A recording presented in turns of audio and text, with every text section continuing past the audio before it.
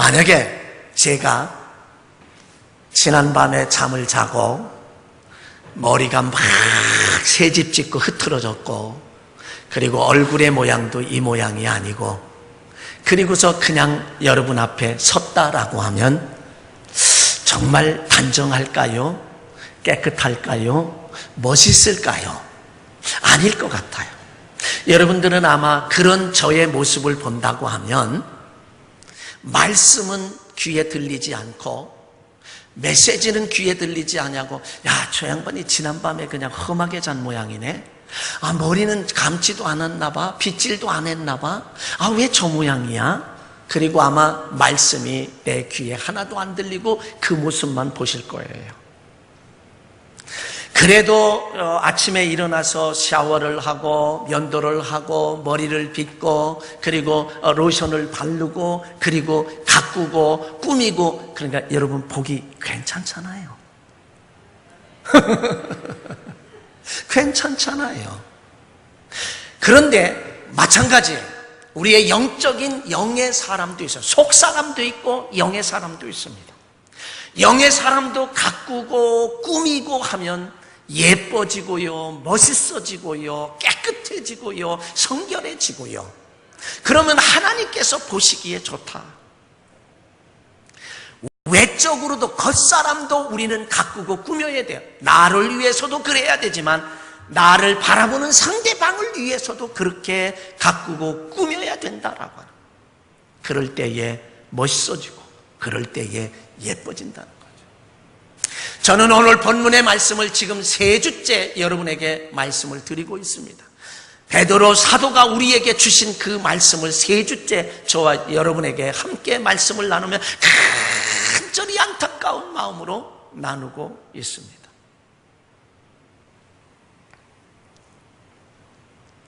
왜 이 세상의 사람들은, 아니 크리스찬들도 마찬가지, 그리스도인들도 마찬가지고, 왜 그렇게 약해졌고 왜 그렇게 약한지 모르겠어요. 신앙적으로도 왜 그렇게 약한지 모르겠어요.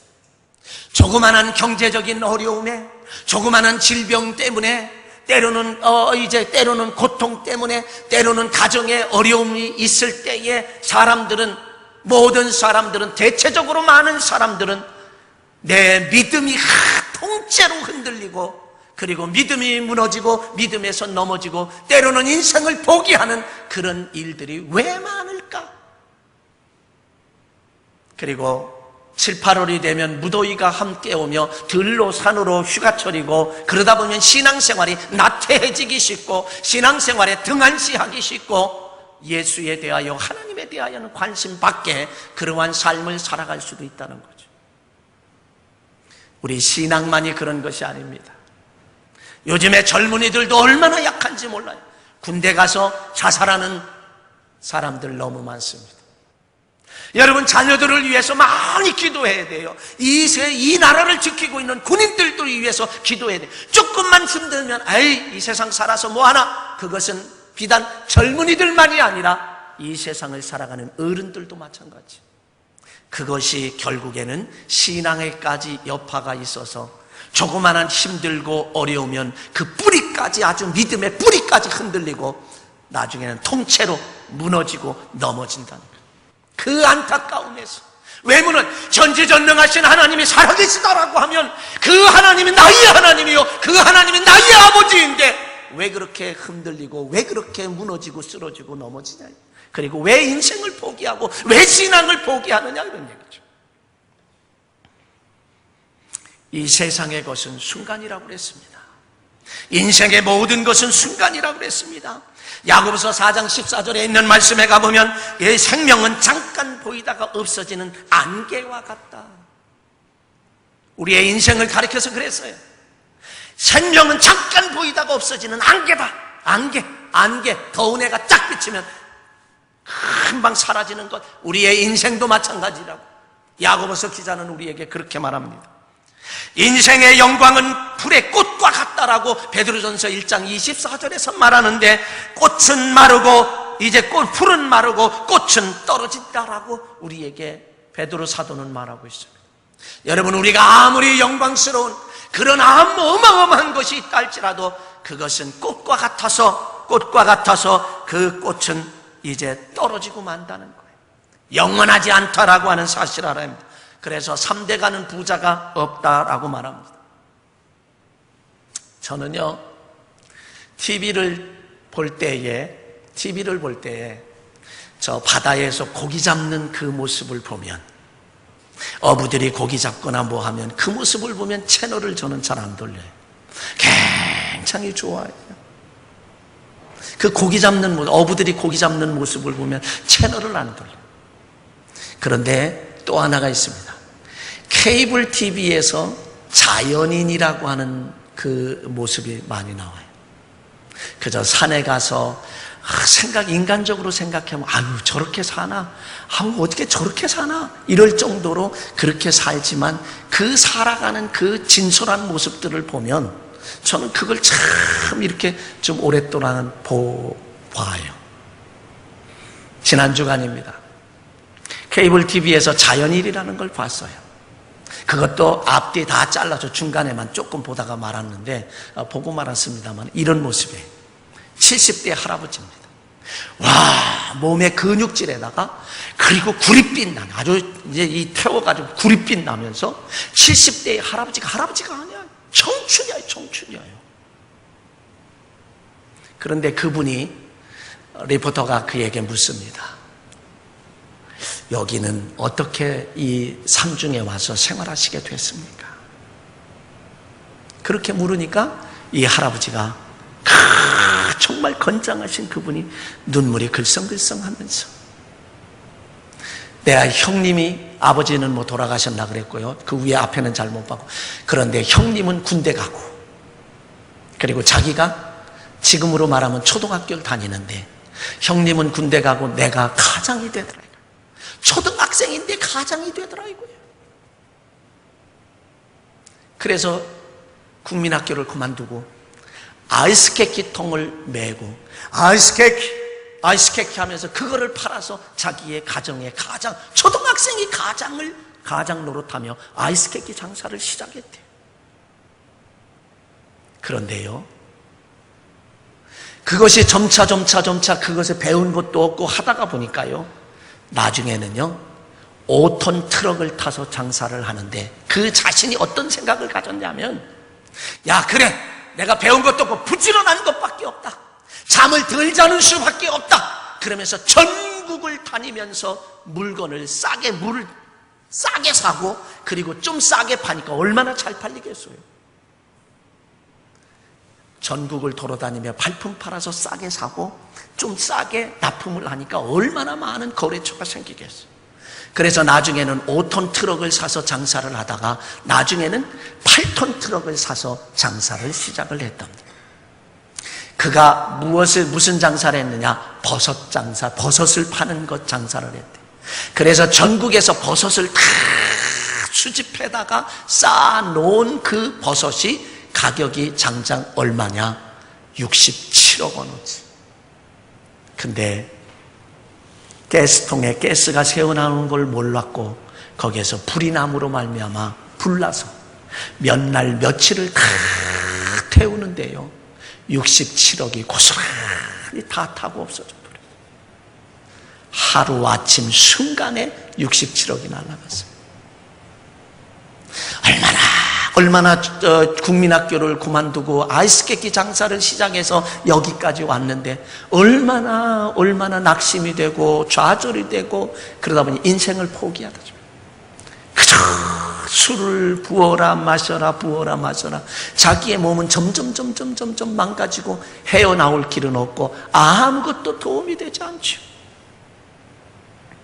그때에 그는 산으로 들어왔다는 거죠. 건강을 회복하고 지금은 참 행복하다라고 하는 그 이야기를 눈물이 글썽글썽하면서 자기의 삶을 이야기해 주더라는 말입니다. 사랑하는 성도 여러분, 성경의 욥이라는 사람을 봐요. 하루아침에 전 재산을 다 잃어버렸습니다. 하루아침에 10남매가 다 압사했습니다. 죽었단 말입니다.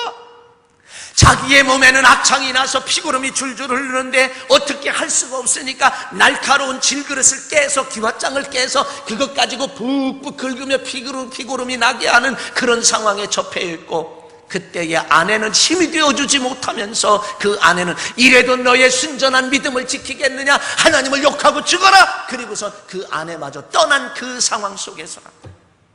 성경은 이렇게 증거합니다. 욥이 어리석게 하나님을 향하여 원망하지 아니했다라고 하는 말씀과 더불어서 욥이 이렇게 말합니다. 주신 자도 여호와시요 취하신 자도 여호와시니 내가 알몸으로 주께서 나와 싸우니 내가 알몸으로 주께 가는 것이 정당하다며 어리석게 원망하지 않았노라고. 오히려 하나님, 찬양받으실 하나님이라고. 그런데 욥기서 42장 10절에 가보니까 갑절의 축복을 허락하셨다라고 하는 말씀입니다. 요셉을 한번 보십시오. 요셉은 아버지의 채색 옷을 쥐어 입혀는 그런 삶을 살았는데 하루아침에 형들의 미움을 받아서 인신매매를 당해서 애굽의 보디발의 종살이 합니다. 노예 생활을 합니다. 그 가운데 보디발의 아내가 유혹하지만 그것에 넘어가지 아니하고 하나님께서 보신다라고 하는 그 하나님에 대한 것 때문에 넘어가지 않았을 때 오히려 그는 누명을 쓰고 감옥에 갇힙니다. 감옥에 갇히면서도, 노예 생활하면서도, 감옥에 갇히면서도 그는 원망하는 것이 성경에 한 구절도 나오지 않습니다. 물론 감사했다라고 하는 말씀도 한 구절도 나오고 있지 않지만 그는 끝까지 그 믿음이 쓰러지지 않았습니다. 믿음이 흔들리지 않았습니다. 욥도 그랬고 요셉도 그렇고 믿음이 흔들리지 아니하고 믿음이 무너지지 아니하고 자기의 믿음에서 넘어지지 아니하고 끝까지 전지전능하신 하나님, 절대적인 하나님을 바라볼 때에 당대 세계 최강대국인 애굽의 총리가 됐다는 거죠. 다니엘도 마찬가지요, 샤드락과 메삭과 아벳느고도 마찬가지요, 바울도 마찬가지였습니다. 믿음을 지킨 사람들입니다. 그래서 저는 첫 번째 시간에는 여러분에게 믿음의 사람이라고 말씀드렸고, 제목으로 지난주에는 반석 같은 믿음이라고 하는 것, 오늘은 근신하는 믿음이라, 베드로 사도가 우리에게 주시는 이러한 마음과 이런 마음으로 우리는 믿음으로 살아갈 때 승리할 수 있다는 거죠. 그래서 베드로는 어떤 환경과 어떤 상황 속에서라도 넘어지지 않고 쓰러지지 않고 무너지지 않는 그 신앙, 흔들리지 않는 신앙의 비결을 우리에게, 그리고 승리하는 비결을 알려줬는데, 그것이 뭐냐? 첫째는 겸손하라. 겸손하라. 때가 되면 하나님이 높이시리라. 지난주에 생각했던 것들은 염려를 다 주께 맡겨라. 염려를 주께 다 맡겨라.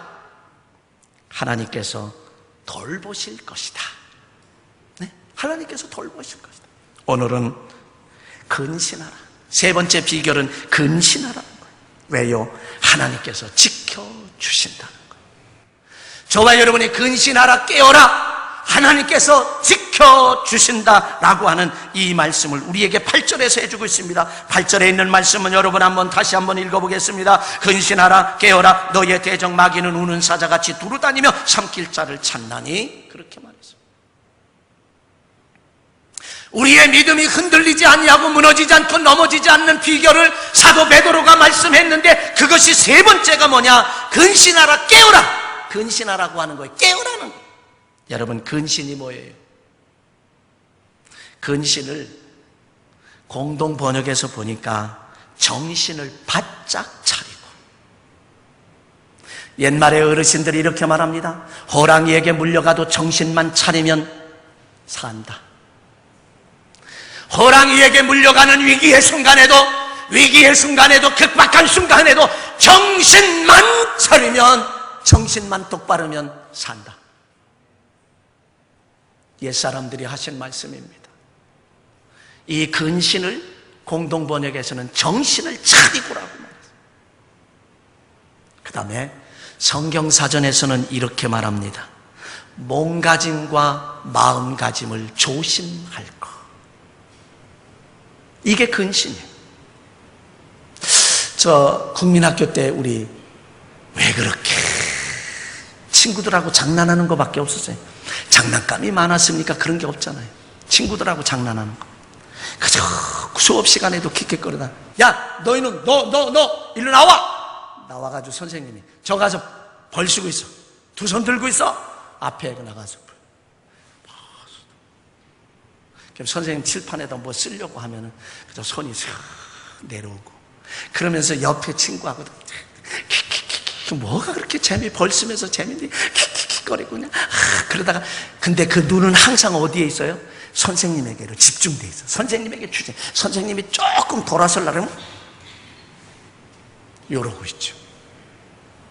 그게 뭐냐면 근신하는 사람이고, 그게 뭐냐면 깨어있는 사람. 우리의 영적으로도 이렇게 근신하고 깨어있으라고 말합니다. 내가 세상에 정말 다른 일을 할지라도, 때로는 못된 일을 한다 할지라도 내 눈은 항상 주께로 향하고 예수님께로 향하고 하나님께로 향하고, 그리고 주시하는 게, 집중하라는 거예요. 이게 바로 근신하는 것이고 깨어있는 것임을 우리에게 말해주고 있습니다. 그래서 사도 바울은 우리에게 말합니다. 전신갑주를 입으라, 전신갑주를 취하라, 오직 깨어 정신을 차리라고. 데살로니가전서 5장 6절과 에베소서 6장 11절 13절에서 그렇게 말씀합니다. 이 말을 다른 말로 구체적으로 표현하면 자지 말아라, 다른 말로 잠들지 말아라, 영적으로 잠들지 말라, 영적으로 잠들지 마라. 음주하거나 방탕을 피하고 욕망을 자제하는 그러한 근신의 생활을 하라고. 그렇게 할 때에 우리는 마귀의 밥이 되지 않는다고.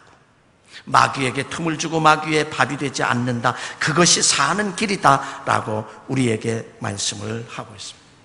그래서 근신하지 않고 깨어있지 못하고 정신을 차리지 못하고 마음가짐과 몸가짐이 흐트러지면, 틈만 보이면 마귀는 그 틈을 타고 우리를 믿음을 송두리째 흔들고 무너지게 하고 넘어지게 만든다. 왜요? 마귀는 어떤 자냐? 회방자예요. 마귀를 가리켜서 성경은 회방자라, 중상자라, 고수자라, 죄짓게 하는 자라, 죄짓게 하는 자라고 그렇게 우리에게 말해요. 마귀는 거짓말장이고, 마귀는 거짓의 아비이고요, 마귀는 중상모략하는 자다. 그렇게 성경은 우리에게 말씀해요. 그래서 우리가 정신 차리지 않고 근신하지 않으면요, 어떤 꼴이 나는가?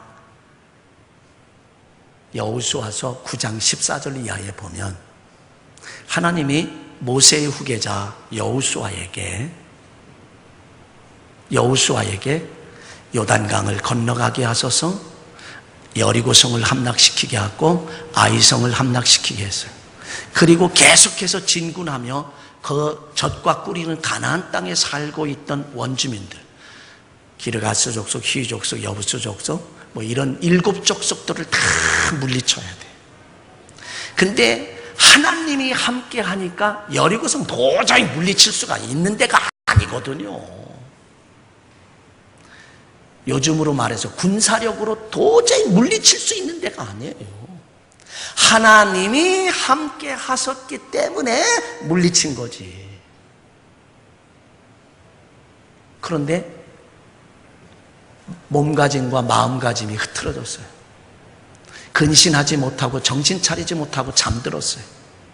주변의 사람, 주변의 다른 부족들이 볼 때, 야외 하나님이라는 분이 저들과 함께 하니까 저 형편없는 것들이 다 이기고 승리하는, 다 그동안 보잖아요. 그걸 들었잖아요. 그러니까 기브온 족속이 먼 데서 온 사람처럼 꾸며가지고 그냥 떡에는 곰팡이 나게 하고 옷은 헤어진 옷을 그렇게 입고 와서 우리와 화친 조약을 맺자, 평화 조약을 맺자, 우리도 너희를 해하지 않을 것이니 너희도 우리를 해하지 말라라고 하는 그런 조약을 맺자라는 거예요. 그러니까 여호수아가 덜커덩 조약을 맺었네요. 평화 조약, 화친 조약을 맺었어요. 맺고 며칠 있다 보니까 바로 그 옆 동네 사는 기브온 족속이, 하나님의 이름으로 이제 체결했던 이 조약은 파기할 수 없기 때문에 그들을 통해서 후에 얼마나 고통을 당했는지 모릅니다. 성경은 왜 그렇게 됐는가? 이렇게 말합니다. 여호와께 묻지 아니하였다. 하나님의 뜻을 묻지 않았다는 거죠. 자기 마음대로 했다는 거죠. 근신하지 못하고 깨어있지 못했다는 거예요. 그래서 자기 마음대로 했다는 거예요. 그래서 결국 놀라운 어려움을 겪는 그런 모습을 보게 된다는 거죠. 사랑하는 성도 여러분, 우리는 하나님께로 향한 믿음이 절대로 흔들리지 않고 무너지지 않고 넘어지지 않고 승리하려면 근신하고 깨어 있어야 합니다. 영적으로 정신을 바짝 차려서 깨어 있어야 도적당하지 않습니다. 물질의 도적을 당하지 않습니다. 건강의 도적을 당하지 않습니다. 가정적으로 도적을 당하지 않고 인생의 개인의 모든 삶에 도덕질 당하지 않는다 이거예요. 깨어 있는 사람에게 도덕질해 가는 사람 없습니다. 영적으로 깨어 있어야 한다는 거예요. 영적으로 근신해야 한다는 거예요. 그래야 마귀가 틈타지 못하고 우리는 승리한다는 겁니다. 만약에 우리가 영적으로 게으르고 나태한다라고 하면 어떻게 되는가? 영적으로 게은 자는 줄일 것이라고 말하고요, 영적으로 게으른 자는 부림을 당할 것이라고 말하고, 영적으로 게으른 자는 밭갈지 않았기 때문에 거둘 때에 구걸하게 된다라고 말하고요, 영적으로 게으른 자는 개미에게로 가서 그 하는 것을 보고 지혜를 얻으라고 말하고요, 게으른 자는 빈궁이 이제 강도같이 임하고 곤핍이 군사같이 이른다고 막을 장사가 없다고 말하고요, 게으른 자의 길은 가시 울타리와 같다라고.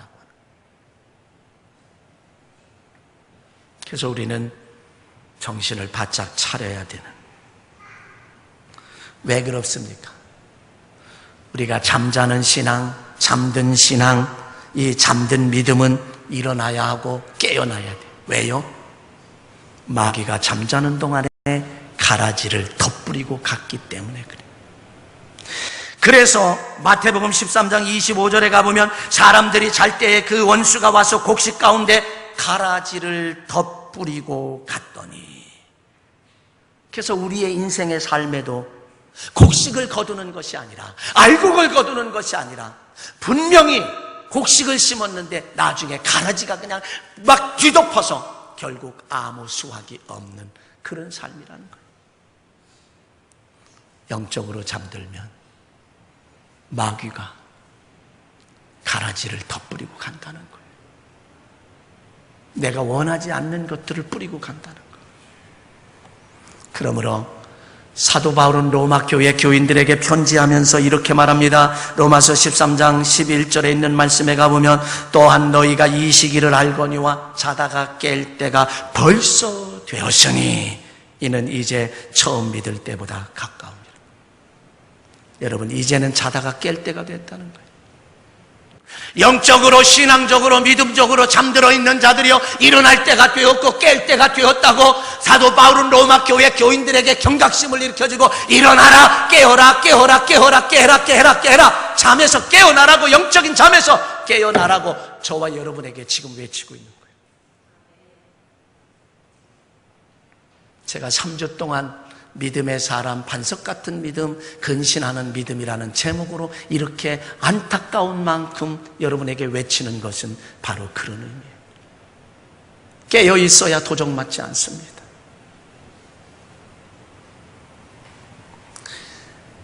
베드로 사도는 4번째로 비결을 말해줘요. 믿음을 굳건하게 하여 대적하라는 거예요. 대적하라는 거예요. 그렇게 해도 왜? 형제들이 동일한 고난을 받았는데, 형제들도 동일한 고난을 받았는데 이기고 승리했다라고 하는 거예요. 우리의 이미 형제들도 선조들도 이런 고난을 받았다는 거예요. 동일한 고난을 받았는데 하나님이 함께 하셔서 이겼다, 승리했다. 그러니 너희들도 걱정하지 말아라. 믿음에 굳게 서서, 믿음에 굳게 서서 사탄 마귀를, 원수 마귀를 대적해라. 싸우라 그런 얘기예요. 싸우라. 전투해라. 영적인 전투를 해라. 그런 이야기입니다. 고난이라고 하는 것은 괴로움과 어려움 혹은 정신적이거나 육체적인 고통을 우리에게 의미해 주고 있습니다. 근데 이 고난을 주시는 목적이 있어요. 하나님이 고난을 주시는 목적이 있어요. 그 고난을 주시는 목적은 고난을 통해서 잘못을 고치기 위해서, 고난을 통해서 신앙과 순종을 시험하기 위해서, 고난을 통해서 기도하게 하시고, 고난을 통해서 죄를 깨닫게 하시고, 고난을 통해서 하나님께로 돌아오게 하시기 위해서, 고난을 통해 하나님께 영광을 나타내기 위해서, 고난을 통해서 겸손하게 하시고, 고난을 통해서 인내하게 하시며, 고난을 통해서 우리에게 상급을 주시기 위해서. 때로는 고난을 주신다는 거예요.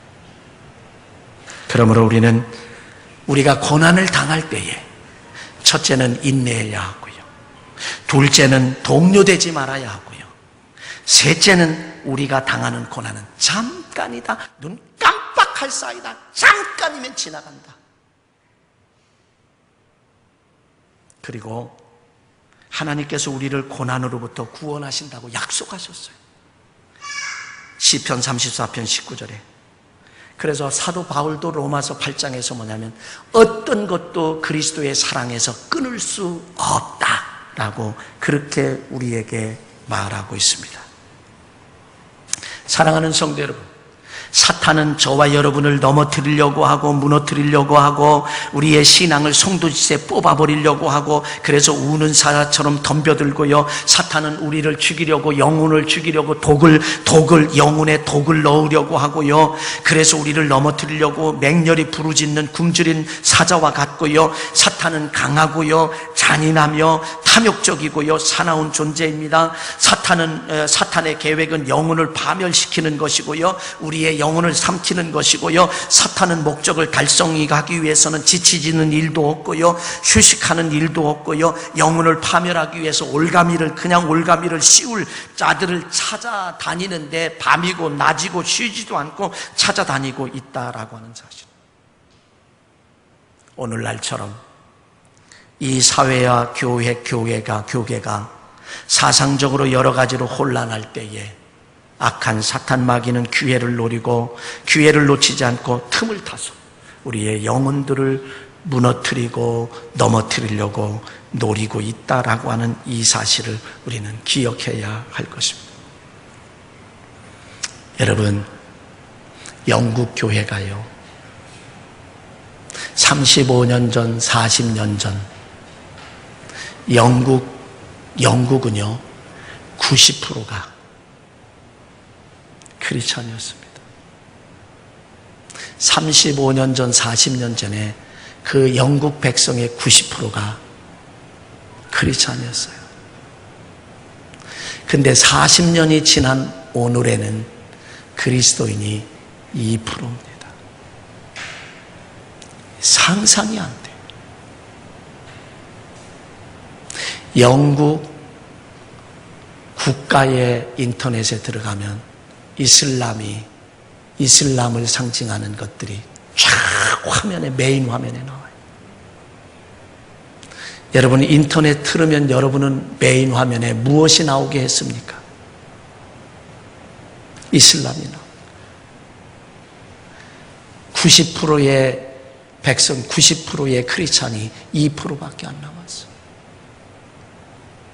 다 무너지고 다 흔들리고 송두리째 부러져 다 무너지고 넘어졌어요.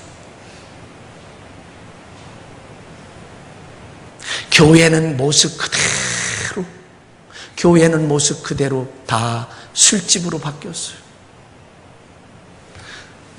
교회 게시판에 바깥에다 놓은 게시판 주일 오늘은 무슨 말씀으로 설교 제목이 뭔지를 써놓았던 그 게시판은 음식점 하는 메뉴판으로 바뀌어버렸어요. 강단의 모습도 그대로 꾸며져 있는데 여기는 술좌석들이 있어요. 그렇다고 하면 우리나라 1000만을 헤아린다고 하지만 실제적으로는 지금 800만, 680만 명 최윤식 박사의 2040이라고 하는 책에 의하면 우리나라 20년 후에 크리스찬의 반토막 난다. 우리나라가 지금 문제가 되는 게 뭐예요? 중산층이 없어졌어요. 빈부의 격차가 심해요. 교회도 그럴 것이다. 큰 교회는 살아남을 수 있고 그리고 아주 작은 교회는 중간의 교회가 없어질 거라는 거예요. 여러분 정신 바짝 차려야 됩니다. 다음 세대를 우리는 양성해야 하는데 다음 세대를 길러야 하는데 그것은 왜 그럴까요? 우리나라의 역사적으로 보면 기독교가 이 땅에 들어오면서부터 이 나라의 경제가 성장이 됐어요. 이 나라의 도덕이 그래도 이만큼이나 됐어요. 지대한 공헌을 했어요. 지금은 지탄을 받고 있고 안티 세력들이 많지만 이 나라가 지금까지 오기에 그런 밑바탕에는 기독교가 있었습니다. 좀 길어집니다. 이제는 우리 정리 한번 해보십시다. 결론입니다. 결론, 오늘 10절에 있는 말씀에 가보면 모든 은혜의 하나님 곧 그리스도 예수 안에서 너희를 부르사 자기의 영원한 영광에 들어가게 하시니가 잠깐 고난을 당한 너희를 친히 온전하게 하시며 굳건하게 하시며 강하게 하시며 터를 견고하게 하시리라. 여러분, 우리는 정말 이 10절에서 인생의 모든 고난은, 고통은, 환난은, 역경은, 아프면 잠깐이라고 하는 이 사실을 여러분 기억해야 합니다. 우리의 믿음이 흔들리지 않고 송두리째 흔들리지 않고 무너지고 넘어지지 않고 승리할 수 있는 비결을 사도 베드로를 통해서 알려주신 것, 첫째는 겸손하라는 것이요, 둘째는 염려를 다 주께 맡기라는 것이요, 셋째는 근신하고 깨어있으라는 것이요, 넷째는 믿음을 굳건하게 하여 마귀를 대적하라는 것. 소년 다윗과 같이 물맷돌 하나를 가지고 거구 골리앗 앞에 섰을 때도 당당하게 하나님이 나와 함께 하시니 그런 믿음을 가지고 당당하게 맞서라는 거예요. 대적하라는 거예요. 너는 칼과 창과 단검으로 내게 오거니와 나는 내가 모욕하는 만군의 여호와의 이름으로 내게 가노라. 그리고 물맷돌을 던졌을 때에 그 거구의 이마에 박혀서 뇌진탕으로 죽어 쓰러지며 승리하게 하는 그 역사. 담대하게 믿음을 굳게 해서 대적하라는 거예요. 사랑하는 성도 여러분, 우리 믿음의 송두리째 흔들리지 말고 무너지지 않고 넘어지지 않는 믿음으로 승리하시기 위해서 절대적인 하나님을 바라보며 오늘 베드로 사도를 통해서 주신 겸손하고 모든 염려 다 주께 맡기고 그리고 근신하며 깨어있으라고 모든 믿음 속에서 대적하라고 하는 이 말씀대로 살아감으로 승리하는 모든 자, 갑절의 축복을 받고 넘치는 복을 받고 이제 애굽의 왕이 되는 그런 믿음을 지켰던 사람들, 믿음의 사람, 반석 같은 믿음, 근신하는 믿음, 깨어있는 믿음을 소유했던 사람들이 승리했던 그들처럼 승리하는 저와 여러분, 축복의 간증을 하는 사랑하는 성도 여러분 되시길 주의 이름으로 간절히 축원합니다. 축원합니다. 축원합니다. 기도하겠습니다. 사랑하신 아버지, 감사합니다. 오늘도 함께 하셔서 감사드리며 믿음 안에 승리하기를 소망하는 우리들, 강하고 담대한 믿음을 허락하여 주옵소서. 하나님께서는 이제 모세의 후계자 여호수아에게 말하기를 강하고 담대하라, 강하고 담대하라, 강하고 담대하라. 내가 너와 모세와 함께 있는 것처럼 너와도 함께 할 것이라 말씀하신 이 말씀대로 하나님이 나와 함께 하심을 기억하며 담대한 신앙으로 승리하는 모두가 되게 하옵소서. 우리 주 예수 그리스도의 이름으로 감사하며 기도하옵나이다. 아멘. 주 예수 그리스도께서 너희에게 평화가 있을 것이다 라고 말씀하셨습니다. 우리에게도 이 평화를 언제나 허락해 주셔서 평화의 나라가 임할 때까지 우리를 인도하여 주옵소서. 주의 평화가 여러분과 함께 하시기를 주의 이름으로 간절히 축원합니다.